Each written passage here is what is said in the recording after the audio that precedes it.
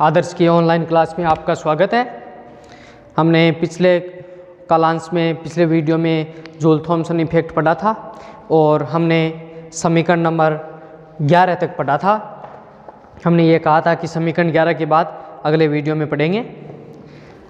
आइए एक बार कॉपी का वही पेज आप खोल लीजिए जहाँ पर हमने समीकरण इक्वेशन नंबर 11 लिखी थी।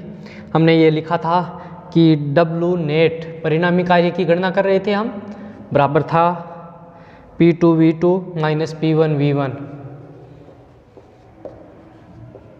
ऐसा ही था, प्लस A/V1 माइनस A/V2। ये इक्वेशन नंबर 11 थी। इक्वेशन नंबर 11 तक हमने पढ़ चुके हैं। उसके बाद इक्वेशन 11 के बाद आगे से हम अब पढ़ेंगे। इक्वेशन नंबर 11 ये वास्तविक गैस के लिए है। वास्तविक गैस से तात्पर्य है वान डर वाल्स गैस के लिए। देखिए, वास्तविक गैस समीकरण से हम जानते हैं कि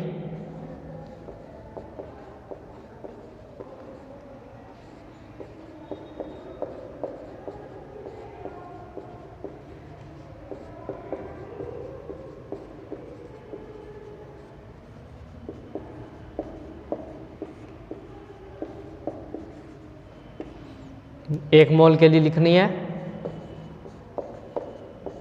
आप भी साथ साथ में लिखते जाना। एक मोल के लिए ये होती है,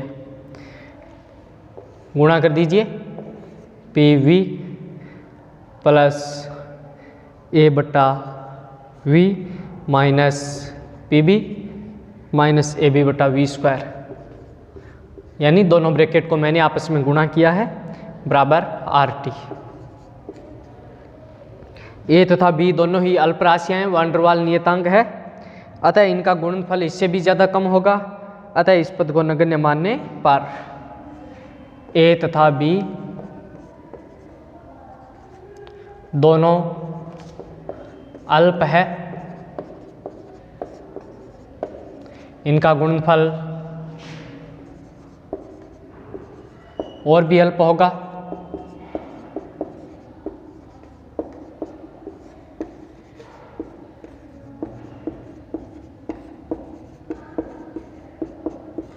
अतः इस पद को नगण्य मानकर छोड़ने पर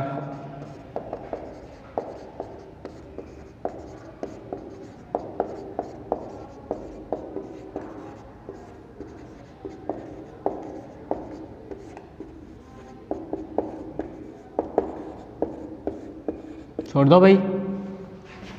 हमारे पास इक्वेशन आएगी PV plus A/V minus PB बराबर RT। ये इक्वेशन आएगी।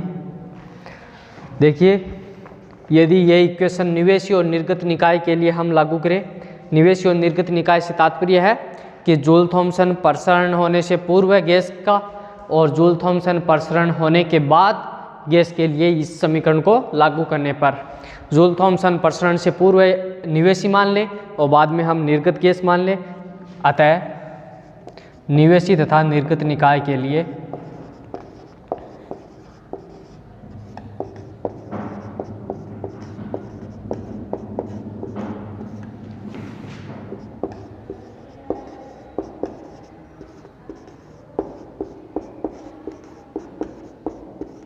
निवेशी के लिए 1 1 लगा दीजिए। P1V1 plus A/V1 minus P1B बराबर R तो नियतांक है, उस पर 1 2 नहीं लगाना है, T1। Equation number 12।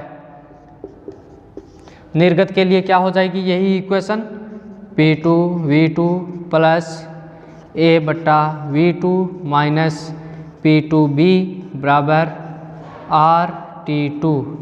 Equation number 13 है। 12 और 13 है। इक्वेशन नंबर 12 व 13 से P1V1 व P2V2 के मान इक्वेशन नंबर 11 में रखने पर, इक्वेशन नंबर 11 को देखिए। इक्वेशन नंबर 11 में आपको P2V2 दिखाई दे रहा है, इक्वेशन नंबर 11 में आपको P1V1 दिखाई दे रहा है। इन दोनों के मान 12 और 13 से इक्वेशन नंबर 11 में रखने पर, यानी हम लिखेंगे इक्वेशन 12 व इक्वेशन 13 को इक्वेशन 11 में रखने पर रख दीजिए भाई। जहाँ जहाँ आपको P2 V2 दिखाई दे रहा है वहाँ वहाँ इसका मान रख दीजिए। जहाँ जहाँ आपको P1 V1 दिखाई दे रहा है वहाँ वहाँ इक्वेशन नंबर 12 से मान रख दीजिए। आइए मान रख दीजिए, हमें WN परिणामी कार्य प्राप्त हो जाएगा। आइए मान रखो R T2 minus T1 plus B P2 minus P1 plus 2A बटा V1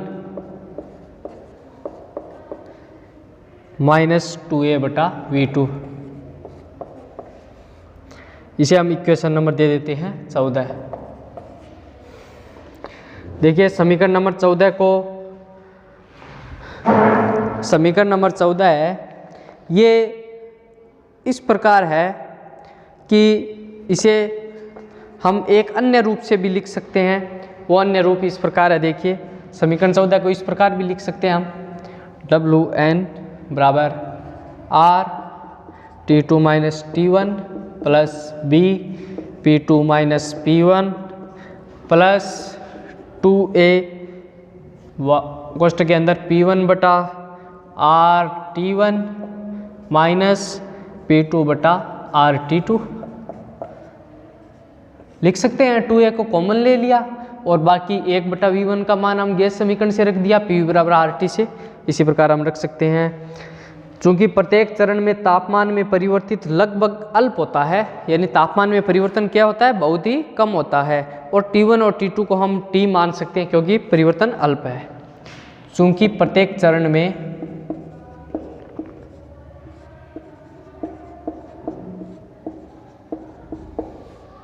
ताप में परिवर्तन अल्प होता है, अतः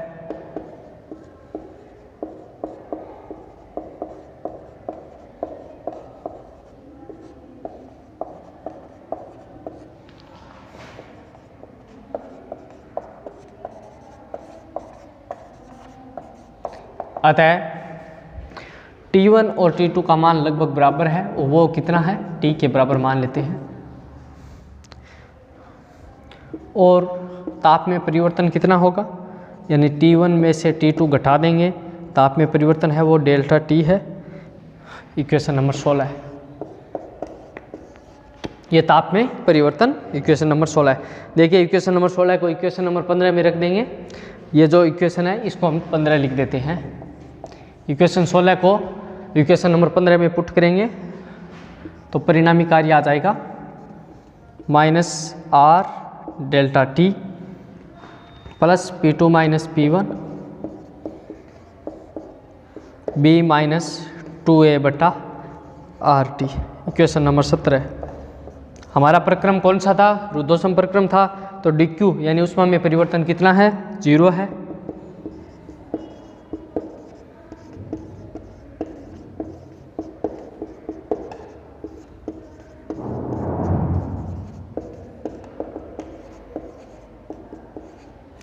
ऊष्मा में परिवर्तन 0 है, इसलिए W न्यूट प्लस डेल्टा U ऊष्मागतिकी का प्रथम नियम बराबर 0। डेल्टा U को हम U2 माइनस U1 लिख सकते हैं बराबर 0। WN का मान क्या हो जाएगा, पक्षांतरण कीजिए, U1 माइनस U2। देखिए हम जानते हैं ये आंतरिक ऊर्जा है DU, इसका मान होता है,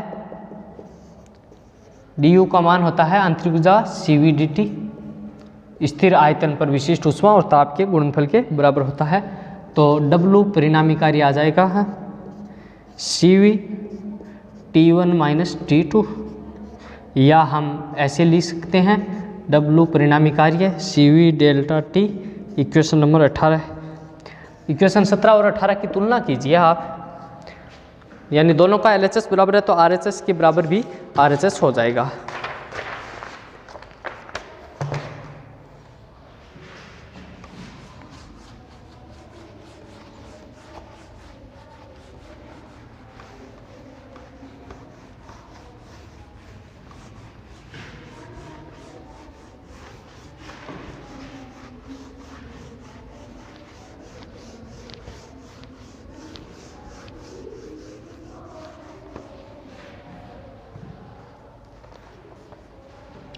इक्वेशन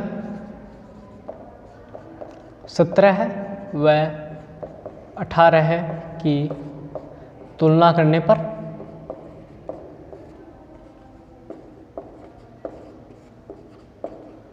तुलना करेंगे तो क्या आएगा, सी वी डेल्टा टी बराबर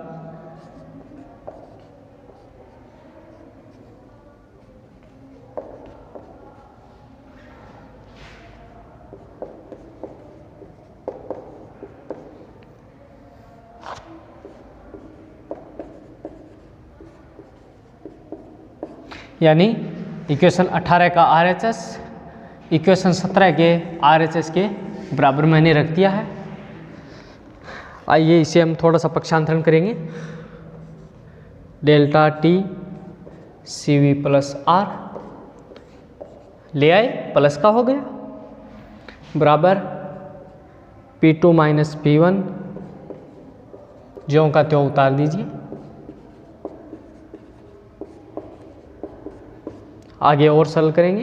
कक्षा 11 में हमने मेयर सूत्र पढ़ा था, Cp माइनस सी वी बराबर आर।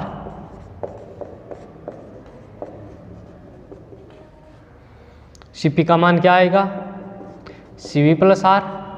ये क्या है, Cp।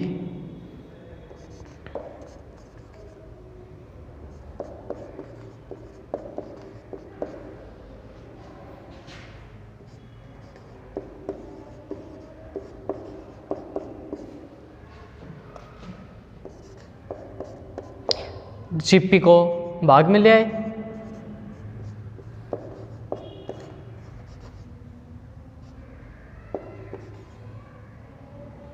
One minus T I बटा टी।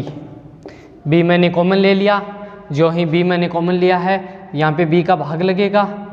याद कीजिए व्युत्क्रमण ताप टी आई बराबर 2a बटा आर पी होता है, चूँकि टी आई बराबर 2a अपॉन आर बी व्युत्क्रमण ताप। इसे हम इक्वेशन 20 देंगे। देखिए केस फर्स्ट, यदि हमारे तापमान का मान Ti से कम है, ये T इस Ti से क्या है, कम है, तो यह राशि धनात्मक होगी। कौन सी राशि, 1 माइनस Ti बटा टी, ये क्या होगी, धनात्मक होगी। देखिए यानी ये Ti बटा टी तो धनात्मक होगा, लेकिन वो जो ही उसमें से एक से वो घटाएंगे तो वो राशि किससे क्या आएगी, 0 से छोटी आएगी। आप एक छोटा सा एग्जांपल लीजिए। इस t का मान लीजिए आप 5 है, Ti का मान 6 है, तो इसका मान क्या आएगा, 1.2। 1 माइनस 1.2 माइनस के 0.2, यानी ये राशि 0 से छोटी आएगी। अर्थात ये राशि अगर 0 से छोटी आएगी तो P2 माइनस P1 तो हमेशा ही नेगेटिव है, पहले से ही नेगेटिव है। P2 माइनस P1 तो पहले से ही नेगेटिव है, क्योंकि हम उच्च दाब से निम्न दाब की ओर गैस का प्रसरण कर रहे हैं। ये पहले से ही नेगेटिव है, ये भी नेगेटिव है। नेगेटिव और नेगेटिव गुणा होके क्या हो जाएगी, पॉजिटिव हो जाएगी। यानी डेल्टा टी है, इसका मान ज़्यादा प्राप्त होगा 0 से, यानी T2 माइनस T1 इसका मान क्या होगा, 0 से बड़ा होगा। यानी T2 is greater than T1, यानी अंतिम ताप प्रारंभिक ताप से ज़्यादा होगा। यानी ताप में हमेशा अर्थात सदैव ताप में कमी प्राप्त होगी। दूसरा केस लीजिए। अगर हम दूसरा केस लेंगे उसमें क्या होगा, अगर हम दूसरा केस सेकंड लेंगे, T is greater than,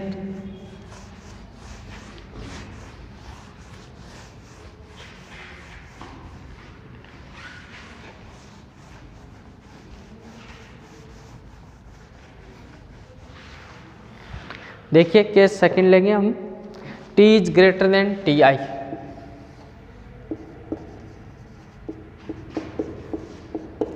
gas का ताप व्युत्क्रमण ताप से ज़्यादा है, T is greater than Ti, तो 1 माइनस Ti बटा T इसका मान ग्रेटर देन 0 होगा। और P2 माइनस P1 क्या है, पहले से ही नेगेटिव है, तो RHS क्या होगा, नेगेटिव, RHS नेगेटिव होगा। अर्थात डेल्टा टी नेगेटिव होगी, यानी ताप में वृद्धि होगी। डेल्टा टी का मान नेगेटिव होगा, यानी ताप में वृद्धि। ये हमारा जूल थॉमसन प्रभाव था। अब इसके बाद जूल थॉमसन प्रभाव के साथ ही ये यूनिट पूरी होती है। हम यूनिट सेकंड स्टार्ट करेंगे। यूनिट सेकंड है हमारी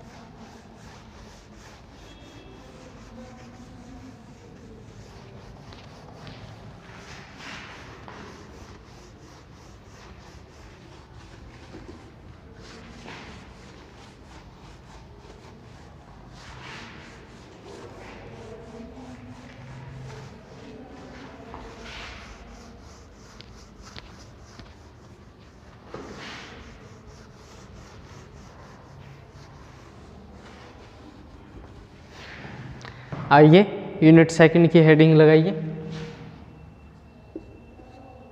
यूनिट सेकंड है हमारी माध्य मुक्त पथ तथा आणविक व्यास का अनुमापन। पहला टॉपिक है माध्य मुक्त पथ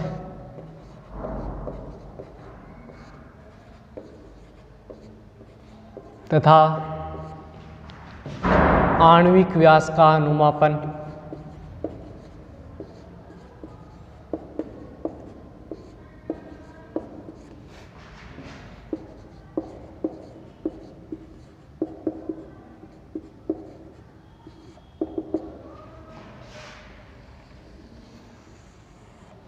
देखिए भाई, हम जानते हैं कि गैस के अणु इधर उधर गति करते हुए सभी संभव चालों से, सभी संभव वेगों से टकराते हुए रहते हैं। ये हमने पहले से ही अध्ययन कर रखा है। पदार्थ के गतिक प्रतिरूप में हमने पढ़ चुके हैं कि गैस के अणु सभी संभव दिशाओं में सभी संभव वेगों से गति करते हुए रहते हैं, इधर उधर गति करते हुए रहते हैं। देखिए, गति करने के दौरान ये अणु एक दूसरे से टकराते हैं और इन प्रकार की टक्करों को हमने ब्राउनी गति के हेडिंग के नाम से भी पढ़ा था कि ये अणु आपस में टकराते हैं, दो अणुओं के बीच में टक्कर सिद्धि होती है, टक्कर पूर्णतः प्रत्यास्थ होती है। ये हम गतिक प्रतिरूप में पढ़ चुके हैं। दो टक्करों के बीच में तय की गई दूरी माध्य मुक्त पथ कहलाती है। मान लीजिए ये हमारा कोई, देखिए गैस का अणु है A, ये यहाँ से गति करता हुआ गैस के अणु B से टकराता है, फिर ये गति करता हुआ गैस के अणु C से टकराता है, फिर ये D से टकराता है, फिर ये यहाँ पर टक्कर, अगली टक्कर होती है E बिंदु पर, उससे अगली टक्कर होती है F पर, उससे अगली टक्कर होती है G, H। इस प्रकार ये आणविक टक्कर होती रहती है। हमने ये पढ़ा है कि इसके बीच की दूरी को माध्य मुक्त पथ के नाम से जाना जाता है।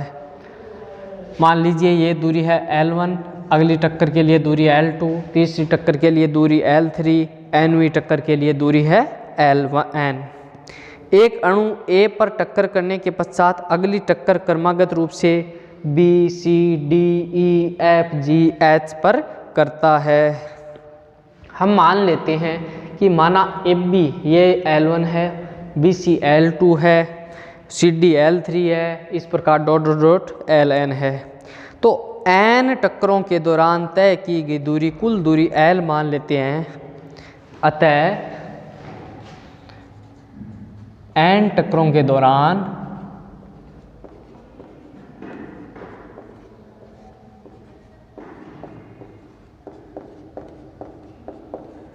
तय की गई कुल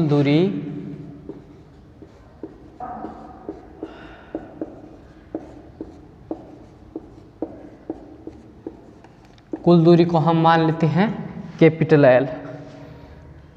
तो उसका मान क्या होगा, L1 L2 L3 जोड़ते जाओ और Ln तक। n टक्करों में कुल लगा समय t मान लेते हैं। माना n टक्करों में लगा कुल समय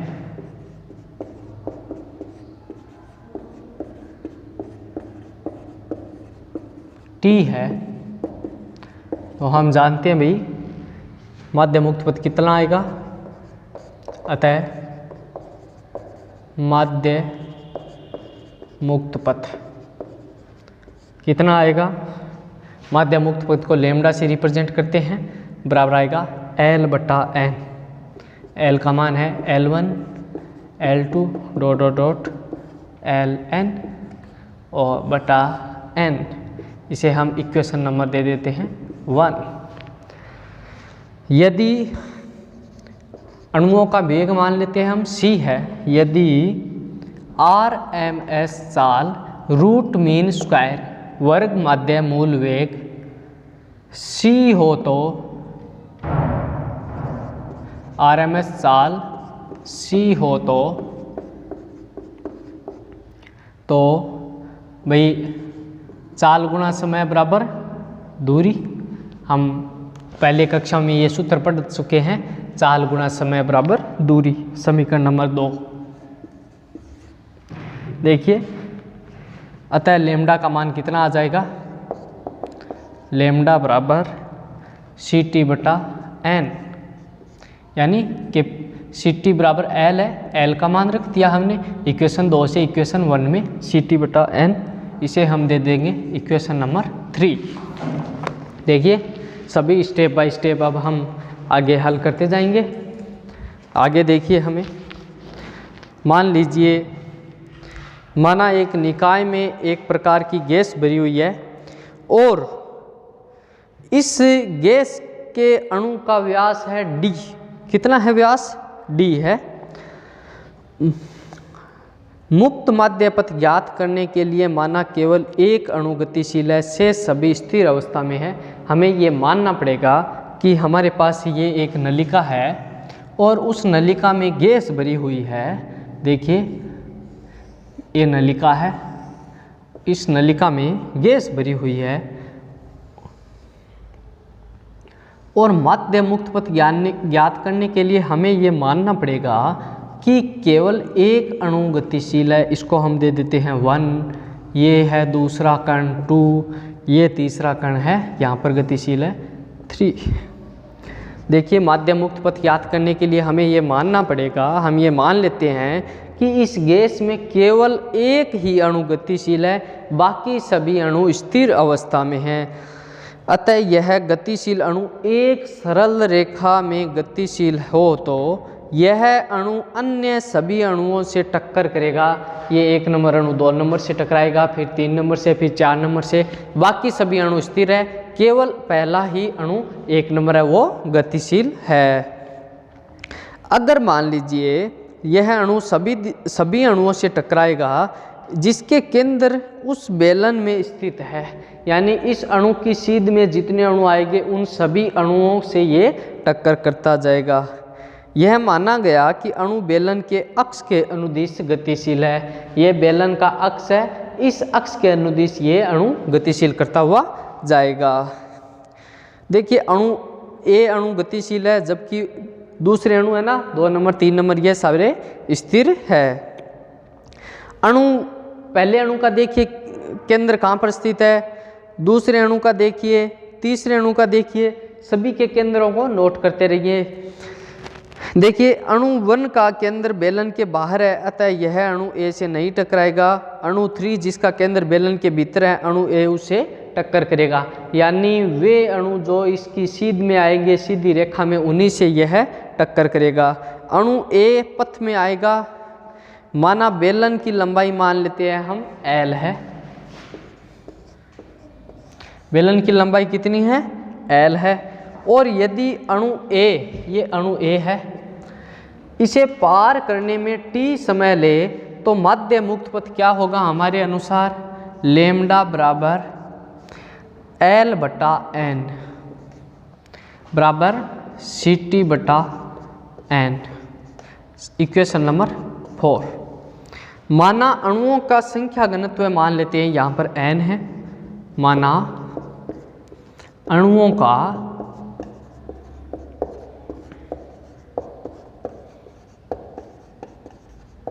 संख्या घनत्व स्मॉल n है। बेलन में अणुओं की संख्या कितनी होगी भाई, बेलन में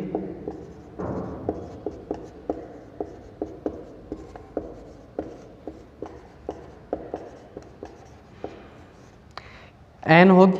उसका मान क्या आएगा, सिलेंडर के आयतन को, यानी बेलन का आयतन है उसको स्मॉल n से संख्या घनत्व से गुणा कर दीजिए। आयतन क्या है, पाई d स्क्वायर, और आयतन बराबर होता है क्षेत्रफल गुणा लंबाई। लंबाई की जगह CT इंटू n। समीकरण नंबर 5। 5 को 4 में रख दीजिए भाई, तो लेमडा बराबर आ जाएगा, n का मान है CT बटा पाई d स्क्वायर इंटू में CT डॉट n। CT से CT कैंसिल हो जाएगा, लेमडा का मान आ जाएगा 1 बटा पाई d square n। Equation number 6। देखिए ये लेमडा का मान नोट करें, लेमडा का मान है 1 बटा पाई d स्क्वायर बटा n।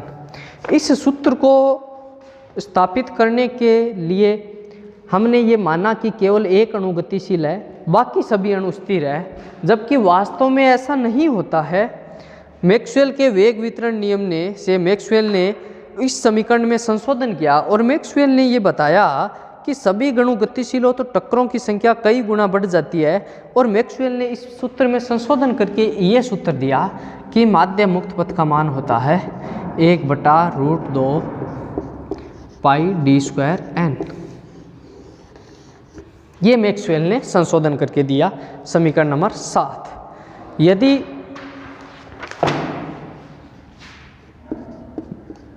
यह समीकरण ही माध्य मुक्त पथ का व्यंजक कहलाता है। समीकरण 7 है, ये संशोधन करके मैक्सवेल नामक वैज्ञानिक ने दिया था। अब क्वेश्चन नोट करें।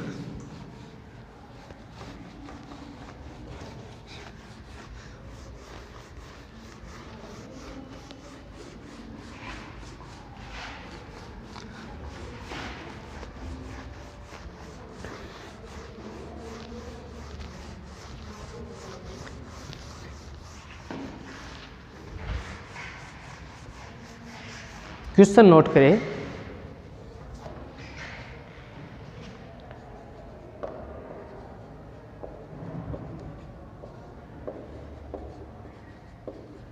माध्य मुक्त पथ किसे कहते हैं?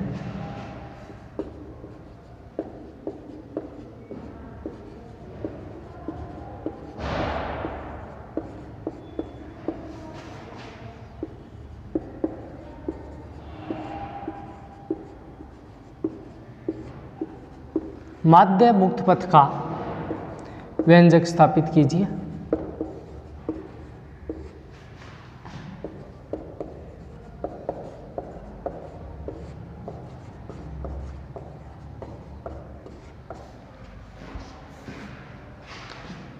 या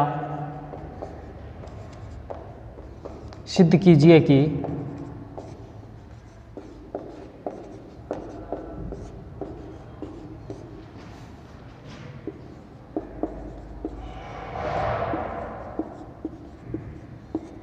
माध्य मुक्त पथ का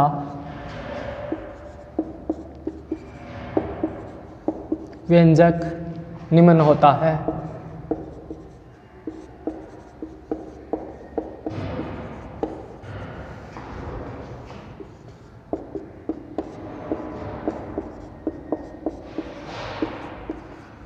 जहाँ संकेतों के सामान्य अर्थ है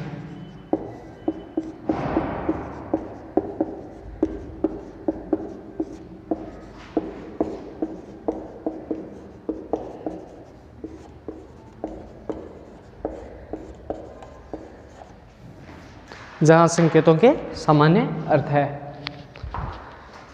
आदर्श के जुड़े हुए, इस कक्षा से जुड़े हुए सभी विद्यार्थियों को बहुत बहुत धन्यवाद। इसके बाद अगले टॉपिक की चर्चा हम अगले वीडियो में करेंगे। धन्यवाद।